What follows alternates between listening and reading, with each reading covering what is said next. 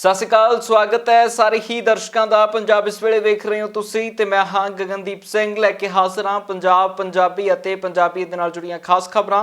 सब तो पहला सीधा रुख किसानी अंदोलन दे वल करदे हां। किसानी अंदोलन एक बार फिर तो ਵੱਡੇ ਹਜੂਮ ਦੇ ਨਾਲ ਆਪਣੇ ਜੋਬਨ ਦੇ ਉੱਤੇ ਜਾਂਦਾ ਜਾ ਰਿਹਾ ਹੈ, क्योंकि किसानी अंदोलन ਦੇ ਵਿੱਚ जिस तरह 26 जनवरी तो बाद इकट्ठ कटना शुरू होया सी, ਉਹ ਅੰਦੋਲਨ ਇੱਕ ਵਾਰ ਫਿਰ ਰਕੇਸ਼ ਟਕੈਤ ਦੇ ਅਥਰੂਆਂ ਤੋਂ ਬਾਅਦ ਵੱਖਰੇ ਰੂਪ ਦੇ ਵਿੱਚ ਵੱਡਾ ਹੁੰਦਾ ਜਾ ਰਿਹਾ ਹੈ। ਗੱਲ ਗਾਜ਼ੀਪੁਰ ਬਾਰਡਰ ਦੀ ਕਰੀਏ ਤਾਂ ਗਾਜ਼ੀਪੁਰ ਬਾਰਡਰ ਦੇ ਉੱਤੇ ਹੁਣ ਸਭ ਤੋਂ ਵੱਧ ਇਕੱਠ ਵੇਖਿਆ ਜਾ ਰਿਹਾ ਹੈ। ਗਾਜ਼ੀਪੁਰ ਬਾਰਡਰ ਦੀ ਉੱਤੇ ਹੁਣ ਤੱਕ ਪਹਿਲਾਂ ਨਾਲੋਂ 4 ਗੁਣਾ ਵੱਡਾ ਇਕੱਠ ਹੈ ਤੇ ਨਾਲ ਹੀ ਜੇਕਰ ਸਿੰਘੂ ਬਾਰਡਰ ਹੋਵੇ ਜਾਂ ਬਾਕੀ ਬਾਰਡਰਾਂ ਦੀ ਗੱਲ ਕਰੀਏ ਉਧਰ ਵੀ ਵੱਡੇ ਕਾਫਲੇ ਕਿਸਾਨਾਂ ਦੇ ਜਾਂਦੇ ਨਜ਼ਰ ਆਉਂਦੇ ਨੇ ਤੇ ਇਹ ਹਜੂਮ ਲਗਾਤਾਰ ਵਧਦਾ ਜਾ ਰਿਹਾ। ਜੇਕਰ ਇਕੱਠ ਇਸੇ ਤਰ੍ਹਾਂ ਵਧਦਾ ਰਿਹਾ ਤਾਂ 26 ਜਨਵਰੀ ਵਰਗਾ ਵੱਡਾ ਇਕੱਠ ਇੱਕ ਵਾਰ ਫਿਰ ਸਿੰਘੂ ਬਾਰਡਰ ਅਤੇ ਵੱਖ-ਵੱਖ ਸਰਹੱਦਾਂ ਦੇ ਉੱਤੇ ਵੇਖਣ ਨੂੰ ਮਿਲੇਗਾ। ਜੋ ਹੁਣ ਤੱਕ ਵੱਖੋ ਵੱਖਰੇ ਸੂਤਰਾਂ ਦੇ ਹਵਾਲਿਆਂ ਨਾਲ ਖਬਰਾਂ ਆ ਰਹੀਆਂ ਨੇ ਉਸ ਦੇ ਮੁਤਾਬਿਕ ਸਿੰਘੂ ਬਾਰਡਰ ਦੇ ਉੱਤੇ ਵੀ ਇਕੱਠ ਬਰਕਰਾਰ ਹੈ ਤੇ ਉੱਥੇ ਲੰਗਰ ਦੀ ਸੇਵਾ ਵੀ ਬਾਦਸਤੂਰ ਪਹਿਲਾਂ ਦੀ ਤਰ੍ਹਾਂ ਦੁਬਾਰਾ ਸ਼ੁਰੂ ਹੋ ਚੁੱਕੀ ਹੈ। उधर किसान आगू बलवीर सिंह राजवाल के वलों बीते दिनों प्रेस कॉन्फ्रेंस की गई, जिस प्रेस कॉन्फ्रेंस के विच राजवाल के वलों खास गल्लां कीतियां गईयां ने ते सरकार दे नाल गलबात दे लई उन्हां दा कहना सी कि असीं तैयार हां। सब कुछ ठीक है, सारा लोग संभाल लेंगे और आंदोलन में और कुछ नहीं होता, हार नहीं कोई डालता, केस ही पढ़ते हो। राजेवाल साहब 23 जनवरी को जो लास्ट मीटिंग हुई थी उस तो बाद कोई अगली मीटिंग का कोई फैसला हुआ है कि अगली मीटिंग जानी है? नहीं, फिलहाल कोई नहीं, जो सरकार बुलाएगी तो जाएंगे। देखिए, हम सभी लोग जितने भी इस किसान आंदोलन से बहुत लंबे समय से जुड़े हैं, हमारे अंदर एक तड़प सी किसान के लिए तो है। अगर मुझे कोई कहे I am one of the founders, मुझे ज़िंदगी के मैंने अपने 51 साल इस आंदोलन में लगाए हैं, इसका कॉन्स्टिट्यूशन मैंने लिखा है। अगर मेरे सामने किसी किसान के साथ ज़्यादती होती है, कई बार मैं अपने आप को कंट्रोल नहीं कर पा रहा, जो ज़्यादती करने वाला ऑफिसर होता है उसको मैं सीधा सीधा कड़ा जवाब देता हूँ। तो ये नेचुरल है, जो लोग किसान आंदोलन में लंबे समय से जुड़े हुए हैं वो कई बार भावुक हो जाते हैं, और टिकैत साहब अंदर से भावुक हुए थे, वो आहत हुए थे सरकार के उस तरीके से। देखो, सरकार ਨੂੰ ਫੜਨੇ ਚਾਹੀਦੇ, ਪਰ ਮੈਂ ਤੁਹਾਨੂੰ ਆਪਣੀ ਦੱਸ ਸਕਦਾ, ਅਸੀਂ ਰੋਜ਼ ਜਿੱਦਾਂ ਪਿੰਡਾਂ 'ਚ ਠੀਕਰੀ ਪਹਿਰੇ ਲੱਗਦੇ ਆ, ਅਸੀਂ ਹਰ ਟਰਾਲੀ ਵਿੱਚੋਂ 2-2 ਕਿਸਾਨਾਂ ਦੀ ਠੀਕਰੀ ਪਹਿਰਾ ਲਾਉਂਦੇ ਆ। ਆਪੋ ਆਪਣੀ ਟਰਾਲੀ ਦਾ ਖਿਆਲ ਰੱਖਦੇ ਨੇ, ਆਪਣੇ ਆਲੇ ਦੁਆਲੇ ਦਾ ਖਿਆਲ ਰੱਖਦੇ ਨੇ। ਅਸੀਂ ਆਪਣੇ ਨਾਲ ਇਹ ਵੀ ਕਿਹਾ ਵੀ ਜਿਹਨੂੰ ਤੁਸੀਂ ਨਹੀਂ ਜਾਣਦੇ ਉਹਨੂੰ ਜਾਂ ਤਾਂ ਜਿਹੜੇ ਸਾਡੀ ਜਿਹੜੀ ਇੱਕ ਟੀਮ ਬਣਾਈ ਹੋਈ ਹੈ ਉੱਥੇ ਜਿਹੜੇ ਬਣੇ ਨੇ ਸਾਡੇ ਵਲੰਟੀਅਰਸ ਨੇ, ਉਹਨਾਂ ਦੀ ਟੀਮ ਹੈ, ਉਹਨਾਂ ਦੇ ਹਵਾਲੇ ਕਰੋ। ਅਸੀਂ ਪੁੱਛਾਂਗੇ ਕਿ ਬਹੁਤ ਸਾਰੇ ਲੋਕਾਂ ਨੂੰ ਅਸੀਂ ਫੜ ਕੇ ਰੋਜ਼ ਪੁਲਿਸ ਦੇ ਹਵਾਲੇ ਕਰਦੇ ਹਾਂ, ਰੋਜ਼ ਹੁੰਦਾ। 26 ਜਨਵਰੀ ਦੀ ਘਟਨਾ ਤੋਂ ਬਾਅਦ ਪੰਜਾਬ ਦੇ ਵਿੱਚੋਂ ਵੱਖ-ਵੱਖ ਜਗ੍ਹਾਵਾਂ ਤੋਂ ਅਜਿਹੀਆਂ ਖਬਰਾਂ ਸਾਹਮਣੇ ਆ ਰਹੀਆਂ ਸੀ, ਜਿਸ ਦੇ ਵਿੱਚ ਸੀ ਕਿ ਪੰਜਾਬ ਦੇ ਕਈ ਅਜਿਹੇ ਕਿਸਾਨ ਨੌਜਵਾਨ ਨੇ ਜੋ ਲਗਾਤਾਰ ਲਾਪਤਾ ਦੱਸੇ ਜਾ ਰਹੇ ਨੇ। ਉਹਨਾਂ ਕਿਸਾਨ ਨੌਜਵਾਨਾਂ ਦੇ ਪਤਾ ਕਰਨ ਦੇ ਲਈ तिहाड़ जेल ਦੇ ਵਿੱਚ ਪਹੁੰਚੇ ਦਿੱਲੀ ਸਿੱਖ ਗੁਰਦੁਆਰਾ ਮੈਨੇਜਮੈਂਟ ਕਮੇਟੀ ਦੇ ਪ੍ਰਧਾਨ ਮਨਜਿੰਦਰ ਸਿੰਘ ਸਿਰਸਾ। ਇੱਥੇ ਹੀ ਉਹ ਸਿੰਘੂ ਬਾਰਡਰ ਦੇ ਉੱਤੇ ਹੋਈ ਘਟਨਾ ਦੇ ਦਰਮਿਆਨ ਜਿਸ ਨੌਜਵਾਨ ਨੂੰ ਪੁਲਿਸ ਦੇ ਵੱਲੋਂ ਹਿਰਾਸਤ ਦੇ ਵਿੱਚ ਲਿਆ ਗਿਆ ਸੀ, ਉਸ ਨੌਜਵਾਨ ਰਣਜੀਤ ਸਿੰਘ ਨੂੰ ਵੀ ਮਿਲ ਕੇ ਆਏ ਨੇ ਮਨਜਿੰਦਰ ਸਿਰਸਾ ਦਾ ਇਸ ਮੌਕੇ ਦੇ ਉੱਤੇ ਕਹਿਣਾ ਸੀ ਕਿ ਸਾਰੇ ਨੌਜਵਾਨ ਚੜ੍ਹਦੀ ਕਲਾ ਦੇ ਵਿੱਚ ਨੇ ਤੇ ਇਹਨਾਂ ਨੂੰ ਬਾਹਰ ਕਢਵਾਉਣ ਦੇ ਲਈ ਹਰ ਤਰ੍ਹਾਂ ਦੀ ਲੀਗਲ ਸਹਾਇਤਾ ਦਿੱਲੀ ਸਿੱਖ ਗੁਰਦੁਆਰਾ ਮੈਨੇਜਮੈਂਟ ਕਮੇਟੀ ਦੇ ਵੱਲੋਂ ਦਿੱਤੀ ਜਾਏਗੀ। ਅਸੀਂ ਹੁਣੇ ਸਾਰੇ ਤਿਹਾੜ ਜੇਲ੍ਹ ਪਹੁੰਚੇ ਹਾਂ। मेरे नाल सरदार हरमीत सिंह जी कालका, सरदार विक्रम सिंह जी रोहिणी, सरदार आपका सिंह सरदार विक्रम सिंह जी सवीटा जी, ਅਸੀਂ ਸਾਰੇ ਪਹੁੰਚੇ ਹਾਂ। ਖਾਸ ਤੌਰ ਤੇ ਜਿਹੜੇ ਅੱਜ ਸਾਰੇ ਸਾਡੇ ਤਿਹਾੜ ਜੇਲ੍ਹ ਦੇ ਅੰਦਰ ਨੌਜਵਾਨਾਂ ਨੂੰ ਪੇਸ਼ ਕੀਤਾ, ਮੈਂ ਤੁਹਾਨੂੰ ਦੱਸਣਾ ਚਾਹੁੰਦਾ ਕਿ ਰਣਜੀਤ ਸਿੰਘ ਜਿਹਦੇ ਕਰਕੇ ਸਾਰਿਆਂ ਚਿੰਤਾ ਸੀ, ਕੱਲ੍ਹ ਤੁਸੀਂ ਦੇਖਿਆ ਸੀ ਜਿਸ ਤਰੀਕੇ ਉਹਨਾਂ ਤਸ਼ੱਦਦ ਢਾਈ ਗਈ, ਉਹਦਾ ਕੇਸ ਤੇ ਅਸੀਂ ਲੜ ਹੀ ਰਹੇ ਹਾਂ, ਪਰ ਅਸੀਂ ਉਹਨੂੰ ਮਿਲ ਕੇ ਨਿਕਲੇ ਹਾਂ क्योंकि परिवार को चिंता है, लोगों को चिंता है। मैं भैया बड़ी जुड़ी है, तुम वीडियो पा रहे हैं, मैं सारी संगत को बेनती करूँगा इस वीडियो को जगह तो फैलाओ ताकि लोगों को पता लग सके। रणजीत सिंह पूरी चढ़ती कला के अंदर, कोई दिक्कत नहीं, वो अंदर पूरे हौसले अंदर सानू मिले है। उन्हें कहा मेरे परिवार को मेरी फतेह बनाए हो जाए और मेरे परिवार को कहो जे बिल्कुल मैंने कोई दिक्कत नहीं, मैं बिल्कुल ठीक। और असी आप मिल के मैं और हरमीत जी अंदर जाके उन्होंने मिल के आए हैं, बिल्कुल ठीक ठाक है। और मैं सारी संगत को बेनती करता जो चिंता कर रहे थे बिल्कुल निश्चित हो जाओ। दिल्ली से गुरुद्वारा मैनेजमेंट कमेटी कल तो इन्होंने केस भी लड़ूगी और ये यकीनी बनाऊगी कि ये किसी तरीके छेती छेती जमानत कराई जाए। उधर हुण आम आदमी पार्टी के वलों भी किसानों के हक दे विच खड़न की गल की जा रही है ते कैप्टन अमरिंदर सिंह के उत्ते ਵੱਡੇ ਸਿਆਸੀ ਇਲਜ਼ਾਮ ਲਗਾਏ ਜਾ ਰਹੇ ਨੇ। ਉਹਨਾਂ ਦਾ ਕਹਿਣਾ ਹੈ ਕਿ ਕੈਪਟਨ ਅਮਰਿੰਦਰ ਸਿੰਘ ਕਿਸਾਨਾਂ ਦੇ ਨਾਲ ਨਹੀਂ ਖੜੇ। ਉਧਰ ਪੰਜਾਬ ਦੇ ਸਹਿ ਪਰਿਵਾਰੀ ਲਗਾਏ ਗਏ ਰਾਘਵ ਚੱਡਾ ਦੇ ਵੱਲੋਂ ਵੀ ਇੱਕ ਚਿੱਠੀ ਲਿਖੀ ਗਈ ਹੈ ਕੈਪਟਨ ਅਮਰਿੰਦਰ ਸਿੰਘ ਨੂੰ, ਜਿਸ ਦੇ ਵਿੱਚ ਉਹਨਾਂ ਲਿਖਿਆ ਹੈ ਕਿ ਕਿਸਾਨਾਂ ਨੂੰ ਪੰਜਾਬ ਪੁਲਿਸ ਦੀ ਸੁਰੱਖਿਆ ਮੁਹੱਈਆ ਕਰਵਾਈ ਜਾਵੇ ਪੰਜਾਬ ਸਰਕਾਰ ਦੇ ਵੱਲੋਂ, ਤਾਂ ਜੋ ਪੰਜਾਬ ਦੇ ਕਿਸਾਨ ਉੱਥੇ ਬੈਠੇ ਮਹਿਫੂਜ਼ ਹੋਣ। ਉਧਰ ਦੂਜੇ ਪਾਸੇ ਆਮ ਆਦਮੀ ਪਾਰਟੀ ਦੇ ਪੰਜਾਬ ਪ੍ਰਧਾਨ ਭਗਵੰਤ ਮਾਨ ਦੇ ਵੱਲੋਂ ਕੈਪਟਨ ਅਮਰਿੰਦਰ ਸਿੰਘ ਦੇ ਉੱਤੇ ਇਲਜ਼ਾਮ ਲਗਾਉਂਦਿਆਂ ਕਿਹਾ ਗਿਆ ਹੈ ਕਿ ਕੈਪਟਨ ਅਮਰਿੰਦਰ ਸਿੰਘ ਨੇ ਕਿਸਾਨਾਂ ਦੀ ਸਾਰ ਹੀ ਨਹੀਂ ਲਈ। ਦੋਸਤੋ, ਪਿਛਲੇ 3-4 ਦਿਨ ਤੋਂ ਬਹੁਤ ਸਾਰੇ ਸਾਨੂੰ ਫੋਨ ਆ ਰਹੇ ਨੇ ਪੰਜਾਬ ਤੋਂ, ਉਹਨਾਂ ਪਰਿਵਾਰਾਂ ਦੇ ਜਿਨ੍ਹਾਂ ਦੇ ਪਰਿਵਾਰ ਦਾ ਕੋਈ ਮੈਂਬਰ ਜਾਂ ਉਹਨਾਂ ਦਾ ਕੋਈ ਬੇਟਾ ਜਿਹੜਾ ਉਹ 26 ਜਨਵਰੀ ਵਾਲੇ ਮਾਰਚ ਦੇ ਵਿੱਚ ਗਿਆ ਸੀ ਕਿਸਾਨ ਅੰਦੋਲਨ ਵਾਲੇ ਚ ਦਿੱਲੀ, ਪਰ ਉਸ ਤੋਂ ਬਾਅਦ ਉਹਨਾਂ ਨਾਲ ਸੰਪਰਕ ਨਹੀਂ ਹੋਇਆ ਤੇ ਨਾ ਹੀ ਉਹਨੇ ਫੋਨ ਕੀਤਾ ਘਰੇ ਤੇ ਨਾ ਹੀ ਘਰਦਿਆਂ ਦਾ ਕੋਈ ਫੋਨ ਮਿਲਦਾ ਹੈ, ਤਾਂ ਉਹ ਬਹੁਤ ਚਿੰਤਾ ਦੇ ਵਿੱਚ ਨੇ ਪਰਿਵਾਰ। ਅਸੀਂ ਜਿਹੜੀ ਹੈ ਕੋਸ਼ਿਸ਼ ਕਰਕੇ 4-5 ਮੁੰਡਿਆਂ ਨੂੰ ਲੱਭ ਕੇ ਉਹਨਾਂ ਦਾ ਸੰਪਰਕ ਵੀ ਕਰਵਾਇਆ ਤੇ ਮੈਂ ਹੈਰਾਨ ਇਸ ਗੱਲ ਤੋਂ ਹਾਂ ਕਿ ਪੰਜਾਬ ਦੇ ਮੁੱਖ ਮੰਤਰੀ ਕੈਪਟਨ ਅਮਰਿੰਦਰ ਸਿੰਘ ਜੀ, ਤੁਸੀਂ ਕੀ ਕਰ ਰਹੇ ਹੋ? ਤੁਸੀਂ ਕਿਹਾ ਸੀ ਕਿਸਾਨਾਂ ਨੂੰ ਕਿ ਜਾਓ ਦਿੱਲੀ, ਉੱਥੇ ਜਾ ਕੇ ਧਰਨਾ ਲਾਓ, ਮੈਂ ਤੁਹਾਡਾ ਸਾਥ ਦੇਵਾਂਗਾ, ਤੇ ਹੁਣ ਤੁਸੀਂ ਸਾਥ ਕਿਉਂ ਨਹੀਂ ਦੇ ਰਹੇ? ਲੋਕਾਂ ਦੇ ਧੀਆਂ ਪੁੱਤ ਜਿਹੜੇ ਨੇ ਸੈਂਕੜਿਆਂ ਦੀ ਗਿਣਤੀ ਦੇ ਵਿੱਚ ਗਾਇਬ ਨੇ, ਪਤਾ ਨਹੀਂ ਕਿੱਥੇ ਲੈ ਗਈ ਪੁਲਿਸ ਉਹਨਾਂ ਨੂੰ ਚੱਕ ਕੇ ਉਸ ਦਿਨ 26 ਜਨਵਰੀ ਵਾਲੇ ਦਿਨ, 26 ਦੀ ਰਾਤ ਨੂੰ, 27 ਦੀ ਰਾਤ ਨੂੰ। ਤੇ ਉਹਨਾਂ ਦੇ ਪਰਿਵਾਰ ਦੇ ਮੈਂਬਰ ਜਿਹੜੇ ਨੇ ਦੁਖੀ ਨੇ ਇਸ ਗੱਲ ਤੋਂ ਕਿ ਸਾਨੂੰ ਸੰਪਰਕ ਕਿਉਂ ਨਹੀਂ ਹੋ ਰਿਹਾ ਸਾਡਾ ਉਹਨਾਂ ਦੇ ਆਪਦੇ ਰਿਸ਼ਤੇਦਾਰਾਂ ਨਾਲ, ਦੋਸਤਾਂ ਨਾਲ, ਮਿੱਤਰਾਂ ਨਾਲ ਜਾਂ ਆਪਦੇ ਪਰਿਵਾਰ ਦੇ ਮੈਂਬਰਾਂ ਨਾਲ, ਤੇ ਤੁਸੀਂ ਘਰੇ ਬੈਠੇ ਹੋ, ਫਾਰਮ ਹਾਊਸ ਤੇ ਬੈਠੇ ਬਿਆਨ ਦਿੰਦੇ ਹੋ। ਰਕੇਸ਼ ਟਕੈਤ ਦੇ ਅਥਰੂਆਂ ਦੇ ਨਾਲ ਜਿਸ ਤਰ੍ਹਾਂ ਕਿਸਾਨੀ ਅੰਦੋਲਨ ਨੂੰ ਮੋੜਾ ਪਿਆ, ਉਸ ਮੋੜੇ ਤੋਂ ਬਾਅਦ ਹਰ ਪਾਸੇ ਰਕੇਸ਼ ਟਕੈਤ ਦੇ ਲਈ ਸਨਮਾਨ ਦੀਆਂ ਗੱਲਾਂ ਸਾਹਮਣੇ ਆਉਂਦੀਆਂ ਨੇ। ਇੱਕ ਪਾਸੇ ਕਿਸਾਨ ਜਥੇਬੰਦੀਆਂ ਦੇ ਆਗੂਆਂ ਨੇ ਵੱਡਾ ਸਨਮਾਨ ਦੇਣ ਦੀ ਗੱਲ ਕੀਤੀ ਹੈ ਤੇ ਉਹਨਾਂ ਨੂੰ ਮਿਲਣ ਦੇ ਲਈ ਵੀ ਕਿਸਾਨ ਆਗੂ ਉੱਥੇ ਪਹੁੰਚੇ ਸੀ, ਜਿਸ ਦੇ ਵਿੱਚ ਬਲਦੇਵ ਸਿੰਘ ਸਿਰਸਾ ਵੀ ਨਜ਼ਰ ਆਏ ਸੀ। ਉਸ ਤੋਂ ਬਾਅਦ ਵੱਖ-ਵੱਖ ਸਿਆਸੀ ਧਿਰਾਂ ਵੀ ਅੱਗੇ ਆਈਆਂ ਨੇ, ਜਿਸ ਦੇ ਵਿੱਚ ਸੁਖਵੀਰ ਬਾਦਲ ਹੋਵੇ, ਸਿਮਰਜੀਤ ਬੈਂਸ ਹੋਵੇ, ਇਹਨਾਂ ਦੇ ਵੱਲੋਂ ਵੱਖੋ-ਵੱਖਰੇ ਐਲਾਨ ਕੀਤੇ ਗਏ ਨੇ।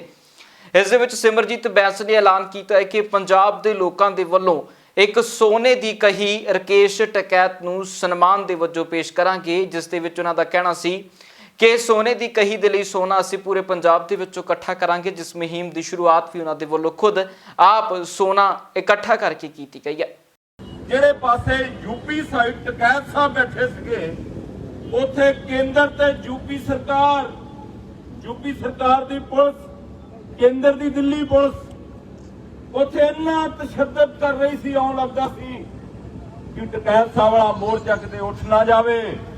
ਜੇ ਟਕੈਤ ਸਾਹਿਬ ਦਾ ਮੋਰਚਾ ਉੱਠ ਗਿਆ ਤੇ ਅੰਦੋਲਨ ਕਮਜ਼ੋਰ ਹੋਣਾ ਸੀ। ਮਹਿਸੂਸ ਹੋਣ ਲੱਗ ਗਿਆ ਸੀ ਕਿ ਟਕੈਤ ਸਾਹਿਬ ਦੇ ਉੱਤੇ ਜਿੰਨਾ ਯੂਪੀ ਤੇ ਕੇਂਦਰ ਦੀ ਸਰਕਾਰ ਦਾ ਤਸ਼ੱਦਦ ਆ, ਦਬਾਅ ਆ, ਕਿਤੇ ਉਹ ਦਬਾਅ ਦੇ ਵਿੱਚ ਆ ਕੇ ਵਿਡਰਾਅ ਦਾ ਫੈਸਲਾ ਨਾ ਕਰ ਲੈਣ, ਉੱਥੋਂ ਚਲੇ ਨਾ ਜਾਣ ਆਪਣੇ ਕਿਸਾਨਾਂ ਨੂੰ ਲੈ ਕੇ। ਪਰ ਉਹਨਾਂ ਦੀ ਦਲੇਰੀ ਨੂੰ ਸਲਾਮ ਹੈ, ਉਹ ਝੁਕੇ ਨਹੀਂ। ਅਸੀਂ ਫੈਸਲਾ ਲਿਆ ਸੀ ਕਿ ਲੋਕ ਇਨਸਾਫ ਪਾਰਟੀ ਦੇ ਸਾਰੇ ਮੈਂਬਰ ਤੇ ਅਹੁਦੇਦਾਰ ਆਪਣੀ ਸਮਰੱਥਾ ਅਨੁਸਾਰ ਆਪਣਾ ਗਹਿਣਾ, ਚਾਹੇ ਉਹ ਹਲਕਾ ਤੇ ਚਾਹੇ ਭਾਰਾ, ਗਹਿਣੇ ਦਾ ਮਤਲਬ ਆ ਬੰਦੇ ਨੂੰ ਸੋਨੇ ਦਾ ਗਹਿਣਾ ਬੜਾ ਪਿਆਰਾ ਹੁੰਦਾ ਹੈ। ਸਾਨੂੰ ਆਪਣੇ ਗਹਿਣਿਆਂ ਨਾਲੋਂ ਪਿਆਰੀ ਸ਼ਖਸੀਅਤ ਤੇ ਦਲੇਰੀ ਟਕੈਤ ਸਾਹਿਬ ਦੀ ਹੈ। ਇਹ ਪੜ੍ਹ ਲਿਆ ਸੀ ਕਿ ਅਸੀਂ ਉਹਨਾਂ ਨੂੰ ਇੱਕ ਸੋਨੇ ਦੀ ਕਈ ਦੇ ਕੇ ਸਨਮਾਨ ਦੇ ਕੇ ਆਉਣਾ। ਉਧਰ ਸੁਖਵੀਰ ਬਾਦਲ ਵੀ ਰਕੇਸ਼ ਟਕੈਤ ਨੂੰ ਮਿਲਣ ਦੇ ਲਈ ਗਾਜ਼ੀਪੁਰ ਬਾਰਡਰ ਦੇ ਉੱਤੇ ਪਹੁੰਚੇ, ਜਿੱਥੇ ਉਹ ਸ਼੍ਰੀ ਦਰਬਾਰ ਸਾਹਿਬ ਦੇ ਪਵਿੱਤਰ ਸਰੋਵਰ ਦਾ ਜਲ ਲੈ ਕੇ ਉਸ ਦੇ ਲਈ ਪਹੁੰਚੇ, ਜਿੱਥੇ ਉਹਨਾਂ ਦਾ ਕਹਿਣਾ ਸੀ ਕਿ ਰਕੇਸ਼ ਟਕੈਤ ਦੀ ਵੱਡੀ ਬਹਾਦਰੀ ਰਹੀ ਹੈ ਕਿ ਉਹਨਾਂ ਨੇ ਇੱਕ ਵਾਰ ਫਿਰ ਤੋਂ ਇਸ ਕਿਸਾਨੀ ਅੰਦੋਲਨ ਨੂੰ ਜਿਉਂਦਾ ਕੀਤਾ। ਕੀ ਕੁਝ ਕਹਿ ਰਹੇ ਨੇ ਸੁਖਵੀਰ ਸਿੰਘ ਬਾਦਲ, ਸੁਣਦੇ आज समूचे देश के किसानों के तरफ से मैं बधाई देने आया था राकेश टकैत जी को, जिन्होंने ये किसानों की लड़ाई लड़ी है और सारे किसान आभारी हैं उनके कि जैसे वो लड़ाई लड़ रहे हैं। मेरे पिता साहब प्रकाश सिंह बादल और इनके पिता चौधरी महेंद्र सिंह टकैत के साथ मोढा सा मोढा लगाकर वो साथ में उन्होंने किसानों की लड़ाई लड़ी। सो हम समूची पार्टी के प्रधान, श्रोमणी अकाली दल के प्रधान होने के नाते हम यहाँ आए हैं उनको बधाई देने के लिए, उनके पूरा सहयोग देने के लिए और हमारी पार्टी और सारे किसान उनके साथ हैं। ਉਧਰ ਗੁਰਦੁਆਰਾ ਸ਼੍ਰੀ ਬੰਗਲਾ ਸਾਹਿਬ ਦੇ ਵਿੱਚ ਵੱਡੀ ਆਧੁਨਿਕ ਰਸੋਈ ਦੀ ਸ਼ੁਰੂਆਤ ਕੀਤੀ ਗਈ ਹੈ। ਦੱਸਦੀ ਕਿ ਇਸ ਆਧੁਨਿਕ ਰਸੋਈ ਦੇ ਵਿੱਚ ਹਰ ਕਿਸਮ ਦਾ ਪ੍ਰਬੰਧ ਕੀਤਾ ਗਿਆ। ਇਹ ਰਸੋਈ ਕਾਫੀ ਵੱਡੀ ਹੈ ਤੇ ਇਸ ਦੇ ਵਿੱਚ ਹਰ ਤਰ੍ਹਾਂ ਦੀ ਮਸ਼ੀਨ ਆਪਣੇ ਪੱਧਰ ਦੇ ਉੱਤੇ ਲੰਗਰ ਤਿਆਰ ਕਰਨ ਦਾ ਕੰਮ ਕਰੇਗੀ। ਦੱਸਦੀ ਕਿ ਇਸ ਰਸੋਈ ਦੇ ਵਿੱਚ ਹਰ ਤਰ੍ਹਾਂ ਦੇ ਪਕਵਾਨ ਨੂੰ ਤਿਆਰ ਕਰਨ ਦੇ ਲਈ ਮਸ਼ੀਨਾਂ ਨੇ। ਆਟਾ ਗੁੰਨਣ ਤੋਂ ਲੈ ਕੇ ਪ੍ਰਸ਼ਾਦੇ ਤਿਆਰ ਕਰਨ ਦੇ ਤੱਕ ਹਰ ਕੰਮ ਮਸ਼ੀਨ ਦੇ ਵੱਲੋਂ ਕੀਤਾ ਜਾਣਾ ਹੈ। ਸਲਾਦ ਕੱਟਣ ਤੋਂ ਲੈ ਕੇ ਭਾਂਡੇ ਧੋਣ ਤੱਕ ਦਾ ਕੰਮ ਵੀ ਮਸ਼ੀਨਾਂ ਦੇ ਦੁਆਰਾ ਹੀ ਕਰਾਇਆ ਜਾਏਗਾ। ਦੱਸਦੀ ਕਿ ਇਸ ਆਧੁਨਿਕ ਰਸੋਈ ਦੇ ਵਿੱਚ ਪੂਰੇ ਤੌਰ ਦੇ ਉੱਤੇ ਹਰ ਤਰ੍ਹਾਂ ਦੀ ਸੁਵਿਧਾ ਦਾ ਧਿਆਨ ਰੱਖਿਆ ਗਿਆ ਹੈ ਤੇ ਸੇਵਾ ਕਰਨ ਵਾਲੇ ਹਰ ਇੱਕ ਵਿਅਕਤੀ ਦੀ ਸੂਝ-ਬੂਝ ਦੇ ਨਾਲ ਇਸ ਰਸੋਈ ਨੂੰ ਚਲਾਇਆ ਜਾਵੇਗਾ। ਦੱਸਦੀ ਕਿ ਮਨਜਿੰਦਰ ਸਿੰਘ ਸਿਰਸਾ ਨੇ ਇਸ ਮੌਕੇ ਦੇ ਉੱਤੇ ਕਿਹਾ ਹੈ ਕਿ ਹੋਰ ਵੱਡੀ ਰਸੋਈ ਗੁਰਦੁਆਰਾ ਸ਼ੀਸ਼ਗੰਜ ਸਾਹਿਬ ਦੇ ਵਿੱਚ ਵੀ ਤਿਆਰ ਕੀਤੀ ਜਾ ਰਹੀ ਹੈ, ਜਿੱਥੇ ਉਸ ਰਸੋਈ ਦੀ ਆਰੰਭਤਾ ਅਗਲੇ ਮਹੀਨੇ ਤੋਂ ਕਰ ਦਿੱਤੀ ਜਾਵੇਗੀ। ਇਹਨਾਂ ਤੇ ਧੰਨਵਾਦ ਕਰਦੇ ਹਾਂ ਸਾਹਿਬ ਸ੍ਰੀ ਗੁਰੂ ਗ੍ਰੰਥ ਸਾਹਿਬ ਮਹਾਰਾਜ ਜੀ ਦੇ ਕੋਟਾਨ ਕੋਟ ਸ਼ੁਕਰਾਨਾ ਗੁਰੂ ਸਾਹਿਬ ਦੇ ਚਰਨਾਂ ਦੀ ਰਹਿਮਤ ਔਰ ਬਖਸ਼ਿਸ਼ ਸਦਕੇ ਅੱਜ ਇਹ ਮਹਾਨ ਕਾਰਜ ਗੁਰੂ ਸਾਹਿਬ ਨੇ ਆਪਣੇ ਦਾਸਾਂ ਸੇਵਕਾਂ ਤੋਂ ਲਿਆ। ਇਹ ਸਾਰੀ ਕਮੇਟੀ ਆਪਣੇ ਆਪ ਨੂੰ ਬਹੁਤ ਹੀ ਭਾਗਵਾਨ ਸਮਝਦੀ ਆ ਕਿ ਗੁਰੂ ਨੇ ਇਤਨਾ ਤਰਸ ਕੀਤਾ, ਇਤਨੀ ਰਹਿਮਤ ਔਰ ਬਖਸ਼ਿਸ਼ ਕਰਕੇ ਮਹਾਨ ਸੇਵਾ ਲੈਂਦੇ ਹੋਏ ਦੇਸ਼ ਔਰ ਦੁਨੀਆ ਦੀ ਸਭ ਤੋਂ ਅਤ ਆਧੁਨਿਕ ਕਿਚਨ ਜਿਹੜੀ ਫੁੱਲੀ ਆਟੋਮੈਟਿਕ, ਜਿਹਦੇ ਅੰਦਰ 60% એનર્ਜੀ ਸੇਵਿੰਗ ਆ, ਜਿਹਦੇ ਅੰਦਰ 60% ਟਾਈਮ ਸੇਵਿੰਗ ਆ। ਪਹਿਲੀ air cooled air conditioned air kitchen ਆ। ਇਸ ਕਿਚਨ ਦੇ ਅੰਦਰ ਸਬਜ਼ੀ ਕੱਟਣ ਤੋਂ ਲੈ ਕੇ, ਛਿੱਲਣ ਤੋਂ ਲੈ ਕੇ, ਬਣਾਉਣ ਤੋਂ ਲੈ ਕੇ ਔਰ ਪ੍ਰਸ਼ਾਦੇ ਬਣਾਉਣ ਤੋਂ ਲੈ ਕੇ, ਬਰਤਨ ਧੋਣ ਤੋਂ ਲੈ ਕੇ ਸਾਰਾ ਕੁਝ ਆਟੋਮੈਟਿਕ ਹੈ। ਔਰ ਇਹ ਇੱਕ ਐਸੀ ਕਿਚਨ ਆ ਜਿਹਦੀ ਕਪੈਸਿਟੀ, ਜਿਵੇਂ ਤੁਸੀਂ ਦੇਖਿਆ ਕੋਵਿਡ ਦੇ ਦੌਰਾਨ ਲੱਖ 2-2 ਲੱਖ ਲੋਕ ਸ਼ੰਕਰ ਛਕਦੇ ਸੀ। ਹੁਣ ਕਿਉਂਕਿ ਇਹ 60% ਟਾਈਮ ਕੰਜ਼ੰਪਸ਼ਨ ਇਹਦੀ ਬਚੀ ਆ ਤੇ ਇਹਦੀ ਕਪੈਸਿਟੀ ਆਟੋਮੈਟਿਕ 2.5 ਤੋਂ 3 ਗੁਣਾ ਹੋ ਗਈ ਆ। ਔਰ ਇਸ ਦੀ ਦੂਜੀ ਖੂਬੀ ਹੈ ਕਿ ਜਿੱਥੇ ਇਹ ਸਾਰੀ ਆਟੋਮੈਟਿਕ, ਉੱਥੇ ਮੈਨੂਅਲ ਵੀ, ਤਾਂ ਕਿ ਸੰਗਤਾਂ ਜਿਹੜੀਆਂ ਹੱਥੀਂ ਸੇਵਾ ਕਰਨਾ ਚਾਹੁੰਦੀਆਂ ਨੇ ਉਹਨਾਂ ਦੇ ਵਾਸਤੇ ਪ੍ਰਸ਼ਾਦੇ ਬਣਾਉਣ ਤੋਂ ਲੈ ਕੇ, ਪ੍ਰਸ਼ਾਦੇ ਵੇਲਣ ਤੋਂ ਲੈ ਕੇ, ਸਬਜ਼ੀ ਬਣਾਉਣ ਤੋਂ ਲੈ ਕੇ, ਬਰਤਨ ਧੋਣ ਤੋਂ ਲੈ ਕੇ ਉਹ ਵੀ ਨਾਲ ਇੰਤਜ਼ਾਮ ਕੀਤਾ ਗਿਆ ਹੈ। ਬੰਗਲਾ ਸਾਹਿਬ ਤੋਂ ਬਾਅਦ ਇਹੀ ਸੇਮ ਮਾਡਲ ਜੋ ਆ ਗੁਰਦੁਆਰਾ ਸੀਸਗੰਜ ਸਾਹਿਬ ਵਿਖੇ ਅਗਲੇ 1 ਮਹੀਨੇ ਦੇ ਅੰਦਰ ਤਿਆਰ ਹੋਊਗਾ। ਔਰ ਇਹ ਹੁਣ ਤੱਕ ਦੀ ਆਪਣੇ ਆਪ ਅੰਦਰ ਅਤ ਆਧੁਨਿਕ ਔਰ ਪਹਿਲੀ ਐਸੀ ਕਿਚਨ ਆ ਜਿਹਦਾ ਕੁਕਿੰਗ ਏਰੀਆ ਜਿਹੜਾ ਹੈ ਉਹ ਵੀ 에ਅਰ ਕੂਲਡ ਆ। ਉਧਰ ਰਾਜਕੁਮਾਰ ਵੇਰਕਾ ਦੇ ਵੱਲੋਂ ਵੀ ਸਿਆਸੀ ਤੌਰ ਦੇ ਉੱਤੇ ਭਾਜਪਾ ਤੇ ਆਮ ਆਦਮੀ ਪਾਰਟੀ ਨੂੰ ਘੇਰਨ ਦੀ ਕੋਸ਼ਿਸ਼ ਕੀਤੀ ਗਈ ਹੈ, ਜਿਸ ਮੌਕੇ ਦੇ ਉੱਤੇ ਰਾਜਕੁਮਾਰ ਵੇਰਕਾ ਨੇ ਭਾਜਪਾ ਨੂੰ ਹਰ ਇੱਕ ਕਿਸਾਨਾਂ ਦੀ ਗੱਲ ਮੰਨਣ ਦੇ ਲਈ ਕਿਹਾ ਹੈ ਤੇ ਨਾਲ ਹੀ ਉਹਨਾਂ ਆਮ ਆਦਮੀ ਪਾर्टी के उत्ते भी गंभीर इल्जाम लगाए ने। ये केंद्र का फेलुअर है और ये अपना फेलुअर दूसरे के ऊपर मढ़ना चाहती हैं। कभी किसी के ऊपर दोष, कभी किसी के ऊपर दोष, कभी पंजाब सरकार को कोसती।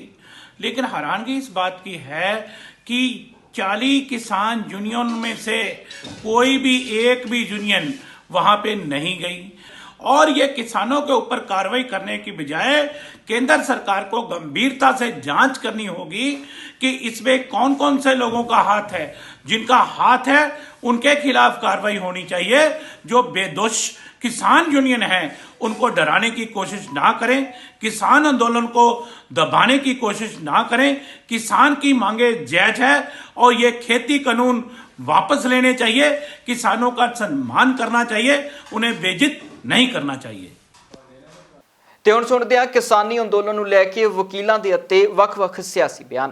किसान संगठनों का जो कृषि के जो कानून बनाए गए भारत सरकार, उनके खिलाफ जो लगातार 2 महीने से अधिक आंदोलन चल रहा है, तो अब इस दूरी को माननीय प्रधानमंत्री जी को भी और किसान संगठनों को भी दूर करना चाहिए। अब इस दूरी के बीच में माननीय प्रधानमंत्री जी ने तो कहा एक फोन की कॉल की दूरी है, लेकिन इसमें अड़चन बीच में जो केस बनाए गए हैं विभिन्न किसान संगठनों के नेताओं पर और जो लोगों पे बनाए गए, दोषी लोगों की अलग बात है, जो दोषी हैं जिनकी सीसीटीवी फुटेज है वो चीज अलग है, लेकिन ये केस ऐसे लोगों पर भी लगे हैं, बनाए गए हैं जिनका कोई मतलब नहीं था। लाल किला घटना से भी नहीं मतलब था, ITO की घटना से भी नहीं मतलब था, जो अलग थे, दूर थे, अपने आंदोलन अपने धरना प्रदर्शन स्थल पर थे, जो वहां थे भी नहीं। और इन चीजों की जांच होके तो सबसे पहली बात ये भी आनी चाहिए, यदि कोई भी वार्ता भारत सरकार और किसान संगठनों के बीच में होती है तो कि जो किसान संगठन के नेताओं पर जो वार्ता में शामिल होते थे उन पर देशद्रोह जैसी संगीन धाराओं के केस लगाए गए हैं। तो ये भी एक सवाल पैदा होता, क्या देशद्रोहियों के साथ 12 दौर की वार्ता हुई? नहीं। बिल्कुल नहीं। तो क्या अब देशद्रोही है? नहीं, अब भी नहीं। तो ऐसी स्थिति में सबसे पहले ये जो केस लगाए गए हैं वो केस खत्म होने चाहिए। और यही नहीं, दिल्ली नहीं, जो अन्य प्रदेशों में अन्य जगह इनके यहाँ केसों की शुरुआत हुई तो वहां भी लगाए गए, तो वो भी खत्म होने चाहिए इस वार्ता के प्रारंभ। उसके बाद सब एक साथ हैं किसान कानूनों के खिलाफ। तो ऐसी स्थिति में भारत सरकार को भी और किसान संगठन को भी खुले दिल से ये वार्ता करनी चाहिए। शांतिपूर्वक धरना प्रदर्शन यदि चल रहा है जैसा अब चल रहा है, बीच में उस दिन हुई जो असामाजिक तत्व थे वो एक अलग चीज थी, लेकिन जो शांतिपूर्वक धरना प्रदर्शन चल रहा है वो चल रहा है और वार्ता होनी चाहिए और वार्ता का अच्छा अवसर है। पंजाब इस ਵੇਲੇ ਦੇ ਵਿੱਚ ਫਿਲਹਾਲ ਦੇ ਲਈ ਨਾ ਹੀ ਫਿਰ ਮੁੜ ਹਾਜ਼ਰ ਹੁੰਨੇ ਆ ਨਵੀਆਂ ਤੇ ਤਾਜ਼ਾ ਅਪਡੇਟਸ ਦੇ ਨਾਲ। ਤਦ ਤੱਕ ਲਈ ਮੈਨੂੰ ਦਿਓ ਇਜਾਜ਼ਤ। ਬਹੁਤ ਬਹੁਤ ਧੰਨਵਾਦ।